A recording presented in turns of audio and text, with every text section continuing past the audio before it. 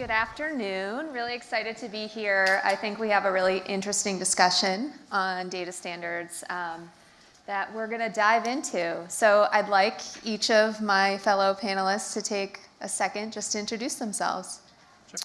I'm Tim Fogarty. I lead data management for Essence Mediacom globally. And I'm Jim Warner. I'm field CTO for advertising and marketing at Snowflake. And I'm Chris Comstock, Chief Growth Officer at Claravine. And I'm Lauren Fisher. I'm GM of Business Intelligence at Advertiser Perceptions. So some of what we're going to share with you today comes from a recent, conducted in August study that was done in conjunction with Claravine and Advertiser Perceptions. We surveyed 140 US advertisers, marketers. These were people who had roles that would touch a data standard strategy to really understand what's happening, what are they doing, what are the challenges, and what are the opportunities. Now, what we found was those who had these standards in place were seeing an average increase of 30% across the board for a variety of factors, including their productivity, their privacy compliance, managing their return on investment, brand safety. So I'm going to start, gentlemen, with a question about data standards. Just tell me a little bit about what that is. When you hear the term data standards, what comes to mind?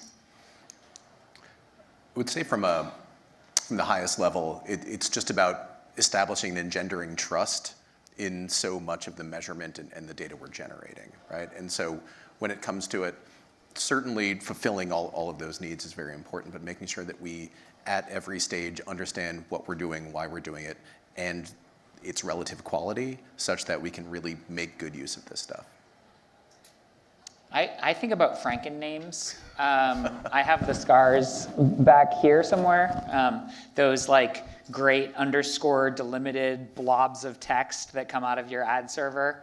And sometimes they say display, and sometimes they say disp with a capital D, and sometimes they say disp with like a lowercase d. And just having to understand what those Franken names mean, like what are the different fields. Sometimes there's 6, and sometimes there's 7, and which one is it supposed to be? I think for anybody that's dealt with those, the reaction to data standards is very sort of visceral. Yeah, I think for me, we talk a lot about at Claravine, many of those similar things, and I think about, standards are, I think phone numbers, addresses. We don't think twice about seeing that and knowing what it means, but when you look at those things that come out of the ad server, come out of reports, look at one dashboard versus another, trying to translate that and understand what those things mean, especially if someone else created it, is really challenging. So we think about applying standards, everything from naming conventions to what's on a link, to driving a customer experience, to creative messaging, creative naming. I think about it at a higher level as well, right? It's hygiene. It's just your way of organizing everything and keeping it clean and, standardized, for lack of a better phrase, within your organization. And that data can be used for everything from marketing to advertising to even things that you would do in the back end. And chances are you're using a lot of data for those functions that isn't just from your advertising and marketing.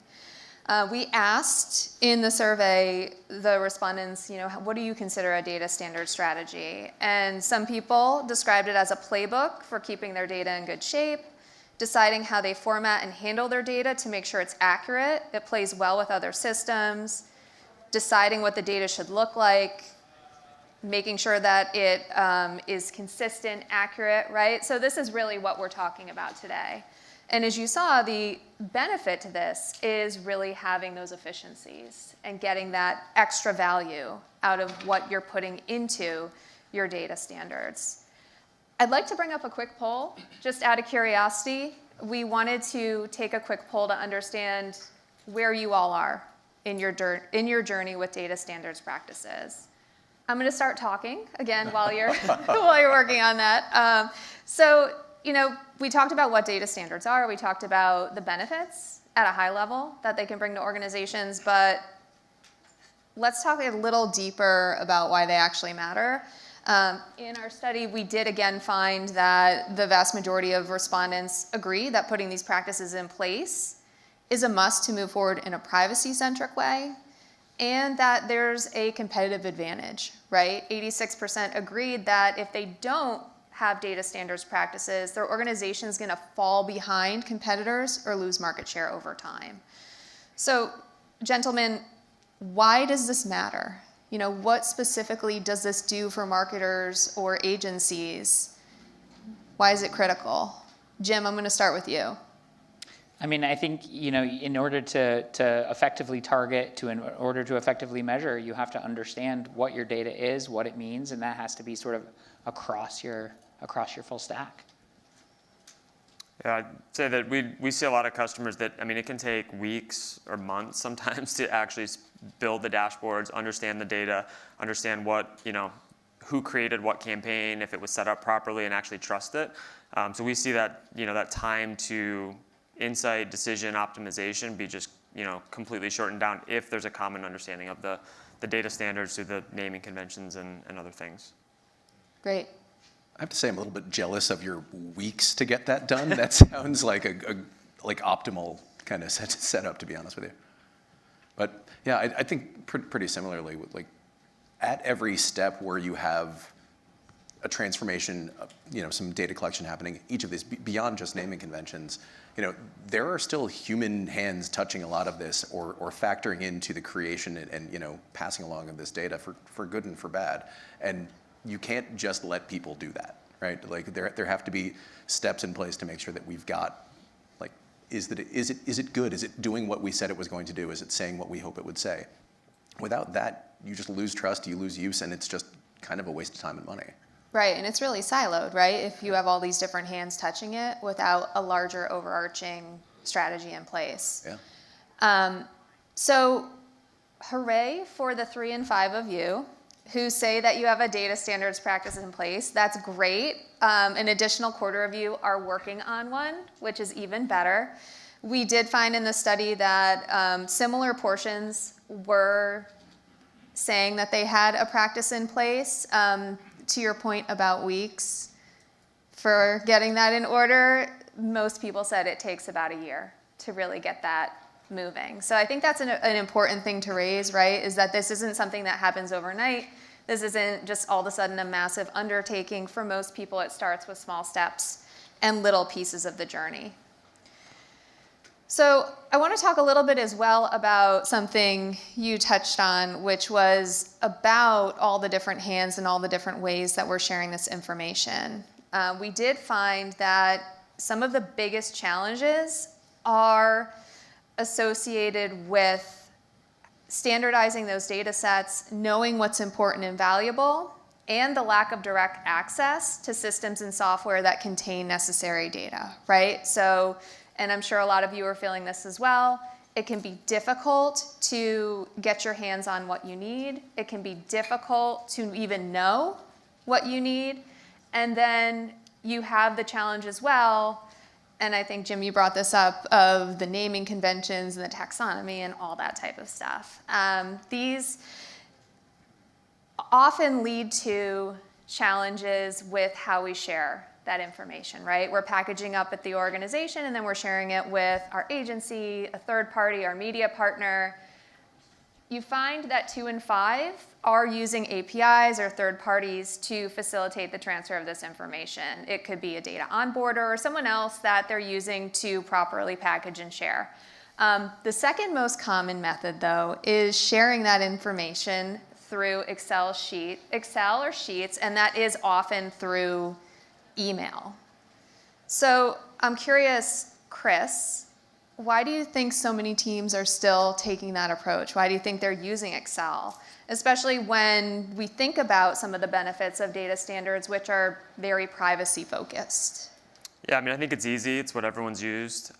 Change sometimes can be hard.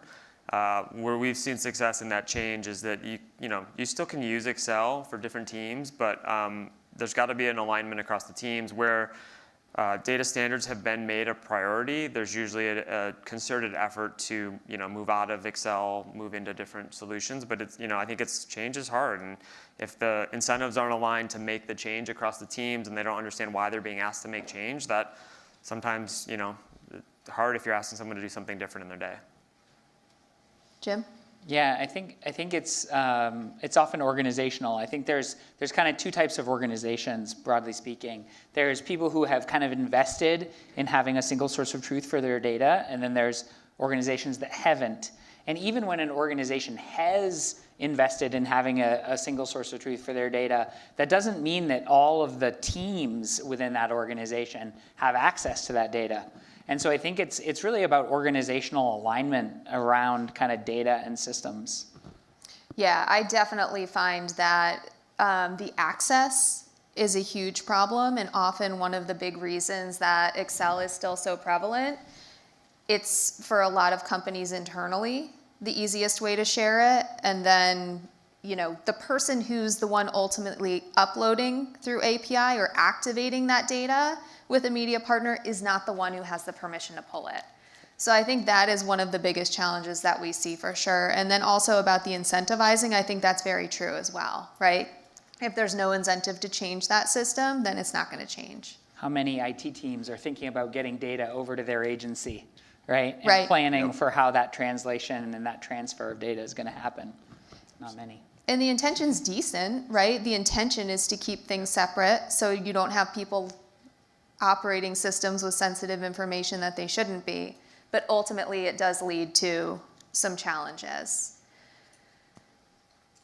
Data standards on a personalization and ad creative front. This was really interesting. We were asking some questions around the benefits of data standards and at a higher level, current practices today with regard to serving the right message to the right consumer. We found that on average, respondents said that 1 in 4 of their ads were served to the wrong consumer. For agencies, that was even higher. It was 3 in 10. They did generally believe that if they were able to fix that problem, they would see efficiencies of about 30%. So Tim, everyone talks about personalization, but obviously it's a challenge to execute at scale. I think this is even more difficult with some of the signal loss that's coming into play. What have you seen as the most effective way for brands or agencies to deliver on that promise of serving the right message to the right consumer? I feel like in my career, I do nothing but deliver bad news. Like that's the job, right? We want a simple, easy set of steps to make all of this happen. And the real way to do it is to go check afterwards, right? To evaluate these segments, to see, did they do that? To enrich it with other data sets, to really understand exactly, like, was this the right person? We were laughing before we came on here.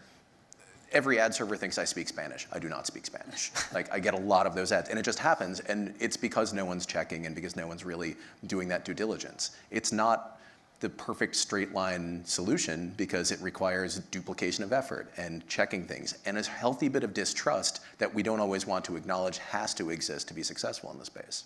But we need to do it. Yeah. Great. Data clean rooms, obviously a super hot topic. We asked about this as well. We did find 2 in 3 were using data clean rooms. I will caveat that we surveyed advertisers or marketers that were spending more than $50 million on digital advertising annually. So the reality is that is a higher portion of respondents using data clean rooms than you would typically find out in the wild. That said though, respondents definitely see the value of clean rooms, whether or not they are using them today. You had 4 in 5 who said that even though they're not using them, they trust the validity of the data clean room output. Certainly, this is one of many tools that can be used effectively for data standards. Curious to know, Jim, where does this fit in the larger data standards conversation? Yeah, I mean, data clean rooms are great, right? They allow 2 or more parties to come together and share data in a privacy-safe way. And that's obviously important for targeting, for measurement. But you still ultimately, the clean room is only as good as the data that you put in it. So if you're putting in messy data, if you're putting in exposure information where you don't know if it was a display ad or a CTV ad, then you're not going to be able to do the measurement you want. You're not going to be able to do the targeting you want. So you still need clean data to put in them. Chris? Yeah, I think it's fascinating. I mean, Facebook is effectively a clean room, and Amazon has been around before the term clean room became a thing. The fragmentation of everyone basically being an ad network these days, it's just gotten more complicated. And so when you think about, it's great that we have the privacy, sharing and not having to send log files around. It becomes even more important to understand all these different data sets, and you need to understand the inputs to be able to understand the outputs as things are getting aggregated. So I think for the brands to organize and prioritize the naming conventions and the relationship between what creative message was targeted, as you look at that aggregate data sources, it just becomes essential. It does, and I love the point that you touched on, just talking about the fact that Facebook has a clean room, right? I think there is still a lot of confusion out in the industry as to what a clean room is and who provides a clean room. And I think the reality is that there are a lot more advertisers who are using clean room capabilities than they may think. The good news about that is that these practices are already in place. The bad news about that is the fragmentation, right? This is one additional tool where you are potentially using multiple clean rooms to, for various reasons. So I think here again, just really making sure that you're very mindful of what's going in, that you understand very well what's coming out, and then how that translates to your larger classification, taxonomy is really critical to move forward. Thinking about the fact that this is an area where, the reality is advertisers recognize that it's important for, not just the longevity of their ability to measure, but also potentially the longevity of their career. I think it's really critical to keep in mind that, when we're thinking about what this means for an organization, it's something that is important at a macro level for them to justify the value of their job, but also sometimes literally to justify their job. 4 and 5 said if they can't properly show the return on investment or return on ad spend, they feel that they could actually lose their job. It would seem like that would be a very prodding reason to put these practices into place, but the reality is we often see these strategies take a backseat to more pressing organizational issues or immediately revenue impacting things. Tim, how do you think we can change this behavior? We need good CMOs at every advertiser on the planet, I think is probably the first step. You have to have the time and space to think about things, to evaluate, and to make those strategic decisions built on top of so many of these processes. And without that pause, it can't happen. And I think that's really where it comes down to, is that there are many new ways and interesting ways that we can aid the decisions we have to make, where we're putting our focus and putting our time. But realistically, if you're told every morning at 7:30 that if we don't hit X in revenue today, well, you're probably not going to sit back and come up with a new strategy. You're probably just going to freak out and try and spend as much money in those places that have been proven in the past to work. Like we've seen a couple times in the survey results, unless you're continuously thinking about these things and giving yourself and your teams the space to evaluate, reconsider what that means, and then move on from it, you're just going to watch your share diminish. You're going to watch your returns diminish. It's something where it continues to eat away, and you have to stay fresh and have to continuously think about what this means. Without that, you're not going to get anything good. Yeah, I think that's so right. And the permission, right? Yeah. To be able to go to your CMO and say, hey, we have a problem. I'm having trouble plugging these holes. I think that's the challenge, right? Is that for most organizations, that's not acceptable. So now you're in a situation where if you say that, you could lose your job. But if you don't fix it, you could lose your job. So where's the win, right? Capitalism, baby. Oh, man. Also talking about this actually I love so much. We asked questions about the reporting process and who touches what and how quickly and efficiently organizations can identify things like a manual data entry error. And we found that it took on average 8 people at an organization to fix manual data entry errors, and that the average or median length of time it took to do this was 2 to 3 days. So when we think about the waste, right, that can be associated with not having a really good handle on where the data is, who touches it, how to quickly get a view into what's going on, that's where a lot of the challenges come in. And so you can see that, generally everyone agrees, yeah, there's a cost to my business if I can't do this. For 1 in 5, they estimated that cost was significant, and certainly, it can be. So, Chris, what do you think is the biggest risk to a brand if they don't embrace the lack of signal and continue operating as they have for years?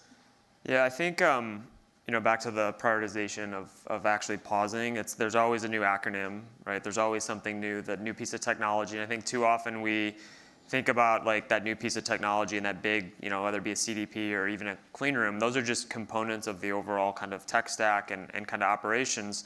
But I hope maybe this is finally the year that cookies go away so we can stop talking about it. But you've got to prepare for something, and rather than waiting for that to finally fall, I mean, it's been, it hasn't been around on Safari and a number of other platforms for quite a while, and IDFAs and whatnot. So it's the risk of kind of, if you don't adapt for that change, it's always going to change, right? It's, I think it was the companies and the teams that are adopting that change now and not waiting for someone else, like an Apple or Google, to dictate, what you're doing, and those are the companies that are ultimately going to be falling behind. So, Tim? I mean, this is my everyday, right? And one of the things that I think is it can be a tough conversation coming into something like this, is that it's not a judgment of the people who are doing the data entry that it needs to be checked and sometimes corrected, right? Like at every step, we have people involved, and people can make errors. People can get yelled at by their client at 7 p.m. to get the Facebook campaign up and running by 8 p.m. They're maybe not going to make all the best steps. That's fine. We just have to be prepared for it, right? Like, it's about building these robust systems of care and thought and checking. And sometimes the proper process can't exist. So what do we have to supplement and account for that, and still make sure that the data is good and usable and can feed into the models and the decisions we have to make? Yeah, I agree. Wouldn't be a session if we didn't touch on AI. So, listen, AI is playing an increasingly greater role in our advertising practices. One of the things that we pulsed the respondents about was the use of AI, and generative AI in particular, for ad creative.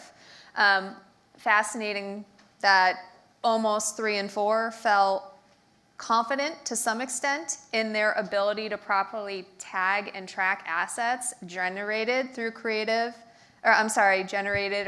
through generative AI. We saw that about 40% said they were currently using AI for ad creative. I would imagine a lot of those people may just be testing the waters. I don't anticipate this is sort of a full-blown practice that's happening at a lot of organizations, but nonetheless, you see 1 in 2 intend to use this, right? So this isn't going away. With more people planning to use AI for ad creative, what are some methods that advertisers can use to reach greater confidence in their tagging process and measure success, right? We're going to have all these new assets that we're creating. How do we properly catalog them? How do we tag them? Chris, I'll start with you. I mean, obviously having naming conventions and things in place. Creating more assets just puts more of a burden on the operations teams. I think that you got to be conscious of that and understand, when you're going to measure this, you need to have a standardization up front. It's great that we can create more assets, but you're also going to want to know what's working and what's not working. And being thoughtful around that operations and the component that it possibly could put more risk, to understand, are those assets actually brand safe that you're going to put out into the market. It may actually slow the overall process down. It may speed up the content creation process, but you got to be thoughtful on kind of the end-to-end process. I think 72% thinking they're confident that they can tag Gen AI content is crazy. I don't know if some of you answered that survey, but you're overconfident. Before I came to Snowflake, I was CTO of a measurement company, and I don't think people did a good job of tagging the creative that they could make by hand. Right? There's so many shapes, there's so many variations. You've got one concept that gets, 12 different variations, and I don't think those were tagged well. So much of the measurement we were doing was through the third-party ad server, even if the creative itself was site-served. So half the time, we had no idea what the content, what the creative was, and that was before we could use Gen AI to make an order of magnitude more creative. So I don't think people should be as confident as they seem to be. And I also think that if anybody's tried to use AI to write a bio of themselves, you know that there can be mistakes and there can be problems in the models, and you still need to have a process in place. Right? So just because you're having AI make some creative variations doesn't mean that you've freed yourself from the need for those standards, the need for the processes, the need for the consistency in the tagging. I would always go back to the idea of what does it actually look like to make these ads, and who are those decision makers that are sitting on top of this? You have to hope that in any of this, having a system by which we're evaluating the performance of these ads, that we can measure, that we understand what we're trying to do with them, and then to have, because inevitably, even with Gen AI in making your ads, you've got some ECD standing with their arms folded being like, yes, no, yes, no. There are human decisions being made there. And so as we have to loop back and consider what the performance was meant to be for many of these, making sure that that exists so you can have that check and go forward. Not to mention the technical infrastructure. I mean, to actually make this work and to get that data in the hands of people who maybe have spent their careers not wanting to think about the math in a way that they can consume and enjoy and actually decision on. That's huge. That's so much work to do. So I look so much at the upstream prerequisites to come to how this could be useful in a way that isn't just a press release. And if they are, the 72% of people who are serious about this and are taking it forward, like, it's going to be a big part of your life. And while AI will do a lot of work for us, it's not necessarily going to put us all out of business or out of work immediately. So we need to make sure that the human factors are accounted for and can feed in the way that needs to be fed into for those decisions. I mean, I feel like on some level, it's a similar conversation we were having when programmatic first came out, right? Everyone thinking it's going to just take everyone's jobs, but to your point, it's a healthy mix of the human element and the technology and automation, for sure. So, gentlemen, for the 16% of people in this room that do not currently have a data standards practice in place, what is one piece of advice or pearl of wisdom that you would offer them to bring back to their organizations to start getting this moving? Chris, I'll start with you. Okay. Start soon, start small, don't wait for perfection. I mean, too often I think there's the trying to get everything right. The one thing that I think we all know is that change is constant, and so just get started. It's going to change, even if you're, today, tomorrow, the next day, something's going to change. Yeah. I'd say align the technology, yes, but also align your organization. Understand what you're trying to prove, understand the tools you're using to prove that, and then make sure that it works as well as it can. And I would go back to the high level and really bring up the point about the CMO and a lot of what we discussed about giving employees the power to come to you with those challenges and really to talk through the repercussions and benefits of putting these into place. All right, well, thank you everyone. That concludes our session.